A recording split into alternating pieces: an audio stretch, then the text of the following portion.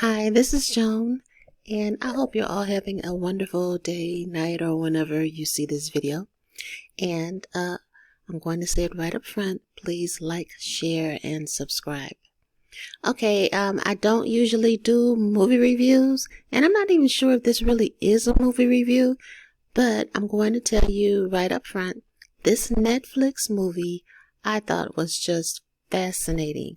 I really enjoyed it, and I will definitely, um, refer, tell you that I think that it is something that you might be interested in. Now, usually when I do videos, I'm tying it to something biblical or something that a book that I think, should have been in the Bible or could have been written around the same time as the Bible. And this is actually no exception. Now, I don't want to give away plot points, but what I will tell you is that when I was looking at it, I immediately thought about Lilith, the Garden of Eden, the snake in the tree. Some people say Adam's first wife. Well, she is shrouded in mystery, and I think that if you look at this movie, it is pretty much telling you something. Now, I also said in the last video that I wanted to devote the videos I'm doing now to the concept of survival. What do you do to survive in this world that is coming to an end? Because at some point I do want to, and I've done it before, but I want to reiterate it. I like that word. That in the forgotten or forbidden books of Adam and Eve, it talks about 5,500 years and 77 generations. And if you remember in Genesis, it talks about Cain, his curse. Anyone who does anything to him will be cursed 7 times. And I said in the last video, those 7 times is not talking about someone is going to do him physical harm or even kill him 7 times. It's speaking about 7 generations. So by the time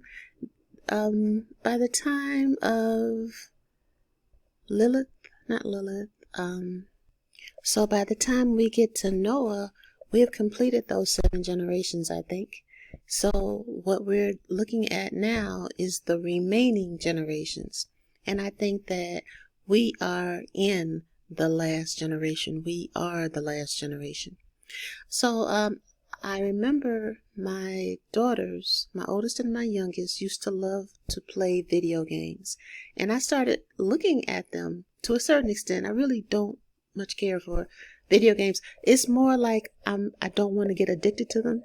For the same reason I won't watch long series like Game of Thrones, because I just don't want to form a habit with them, even though I did watch The Walking Dead. But in any case, I remember watching a couple of their video games and telling them, they're really just telling you ancient stories. They're telling you the same story over and over again. Well, basically, it's not just video games, it's movies, it's all entertainment. They're telling you pretty much the same thing. Now, I also really love that this movie is Nollywood. Now, just like pretty much everybody born in this country, you're kind of taught that you are the best. This is the best the world has to offer. You're making the best movies, you have the best actors, you are, as African Americans, you're told you're the bottom of whatever's here, but whatever's here is on top of whatever is anywhere else. So I was really surprised at how much I really like Nollywood. I really like Nigerian movies because for the most part, they're pretty clean. You can watch them with your families. There's not a lot of cursing. I haven't seen any nudity, but the stories are really compelling and really interesting. Well, anyway, so I thought for those who don't know what Nollywood is, here's a short synopsis from Wikipedia. Okay, Nollywood is a sobriquet, I hope I'm pronouncing that right, that originally referred to the Nigerian film industry. The origin of the term dates back to the early 2000s, traced to an article in the New York Times. Due to the history of evolving meanings and context, there is no clear or agreed upon definition for the term, which has made it a subject of several controversies. For my purpose, I'm just saying it's Nigerian-made movies, and that's what this is. Now, I thought I thought the actors were really, really, really good, especially the actress here, and I guess her name is Zainab Balagun. Okay. Especially her, I thought she was extremely good in the title role, Sylvia. Now, what this has to do with my usual subject matter, I will explain right here. Now, I found this article, this blog, I guess, called twotreesharmony.net. And it's not that I agree with everything, any conclusions that they brought, but I thought it gave you a pretty good synopsis of certain concepts. Like this yin and yang thing here actually has something to do with two trees. Now, and this is based on the Kabbalah. The two trees comprise two systems, tree of life, tall, and the tree of knowledge, talk. And basically what they're saying is that they're within the universe of the Garden of Eden. One system is useless without the other. Okay, basically to me it's basically telling you that mixing is good. Even Babylon, from Nimrod, how God changed their language into Babel. And so the place started being called Babylon. Well, most people know that Babel means confusion, but most people don't take it further. It actually means confusion through mixing. So a lot of times when you look at occult stuff, occult just means hidden. But if you look at, well, let's say beyond occult, let's say confusing stuff. Okay. It often involves mixing things. Like they'll tell you about this symbol that it is continuously rotating. It's never static. But also notice that there's a small piece of the opposite within each system. This is very important. It binds and forms a link between the two systems. Okay, mixing. They want everything to mix. Okay? And also notice that, yeah, it's the two trees, similar to the two trees in Genesis. And the thing about the movie is she was all about trees, you know, and I do hope you'll watch it because I thought it was an extremely interesting movie. But every time he sees her, she's in a bunch of trees. Now, I went to a university and it had a large campus. And to get to the buildings, I was a commuter. You had to walk through all these trees. Now, I like trees from a distance, but I kept thinking of David's son who got captured in the trees by his hair. So to me, trees are to be taken very seriously. And also, you know, the trees in the garden. And she is always meeting with this guy in trees. So, like I said, I do not want to tell you everything about the movie. Now they're calling it a psychological fantasy. What they aren't telling you is that this is really based on the story of Lilith.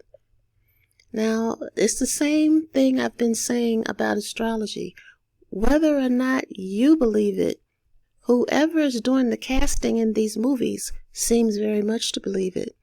Because the characters in movies have certain traits, and those traits, and even the actors who played in those movies, their traits fit certain psychological signs. Like if there is a movie, or even the Black Panther. If you look at the Black Panther, the king, T'Challa, was a traveler. He was expansive. He wanted to make things bigger. He is a Sagittarian. That's what they do. Then when you look at Killmonger,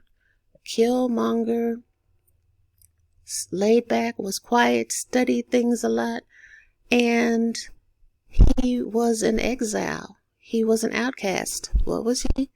Okay, his character was Aquarian, that is a outcast, and what person did they get to play it? They got an Aquarian.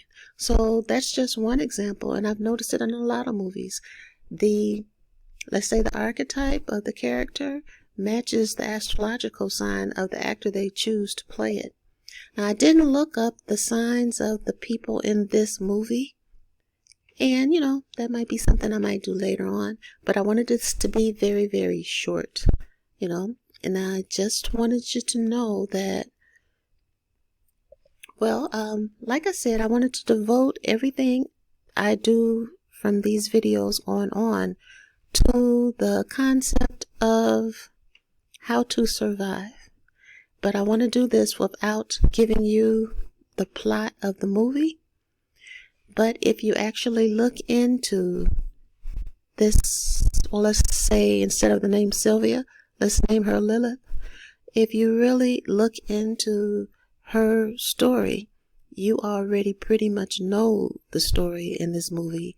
So they can call it psychological or whatever, but this has very strong spiritual and ancient historical underpinnings. So this is just something for you to consider. Oh, and let me get back to the point. As far as this relating to how to survive, okay, how can I put this succinctly? Okay, do not interact with spirits, whether you are waking or asleep, okay? Because with wicked spirits, basically. Because if you know your history, you would know certain things, like, why am I always seeing her only at night? Why do I only have relations with her when I'm asleep? Who does that sound like? And well, I really do want this to be interactive, so please consider watching the movie. You might really like it. And it was nice seeing attractive black people, even attractive black people, black women without hair, without a lot of hair. And I don't know, I don't mean that to be demeaning, but I just thought that it was really a beautiful film and very well done, and that it showed you the consequences of, like an old song by Stevie Wonder, when you believe in things you don't understand, you suffer. So this is the how to survive lesson right here. Certain things you don't mess with, but you have to study so that you know what those certain things are. Like, for instance, I married a man who, I'm looking back, I really do think the man was really into devil worship. But I had no knowledge, so I might just look at him and think, well, that's odd. But I didn't think any further than that. Well, the Bible warns us the Savior warns us to be wise as serpents, but innocent as doves. So you need to know. So I want to pull up this. I thought this was a good synopsis. Okay, and it's called The Harmony of Two Trees. And let's see, that led to this, website or blog. And you can find a lot more information on Lilith. And the way that I feel that Lilith, since I have been talking about Naama, I'm not sure if they aren't the same person. Because if you, as I'm always saying, or I used to say before in the older videos, that when you look at the Seth line and the Cain line, it doesn't really tell you about the Cain line's death very much. I mean, it tells you about Cain's death, but it also says something's going to happen in the 7th generation. So you don't know if maybe he died once in every generation. You don't really know. But generally, and then Lamech comes and says, hey, if he's not going to pay to the 7th generation, or something's going to happen in the 7th generation, well, I feel like mine should not happen until, let me see, 7 times 7, the 49th generation. So these are all things to look at, to be in knowledge of, to protect yourself, and also to exercise, because just like your body needs exercise, your mind does too. And I think that is why the Heavenly Father doesn't just totally spell things out for you. He makes you search for them as for a hidden treasure. And I've always loved the scripture that talked about new scrolls being open, because as I've said before, I used to sit in the hall and think, well, this would really make so much more sense if there was just another few sentences. There must be something else that explains this. It was never a matter of I didn't believe. It was a matter of, I think that this is incomplete. It's like you're giving me a puzzle, but you're not giving me all the pieces.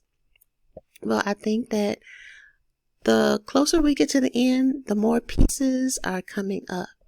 And I would love to discuss them with you, because, as you can imagine, it is not easy to find people to discuss things like this with. So, again, please consider looking at this movie. And anyway, I like to support Nollywood or black cinema. And as I said before, I think that they can tell compelling stories without every other word being a curse word, or people jumping in and out of bed with their clothes, without any clothes on. I mean, it's kind of like that that's what they did, but it's like old movies where they didn't just make you see it. So, again, like, share, and subscribe, and please consider leaving a comment. Let me know what you think. So, you guys have a wonderful day.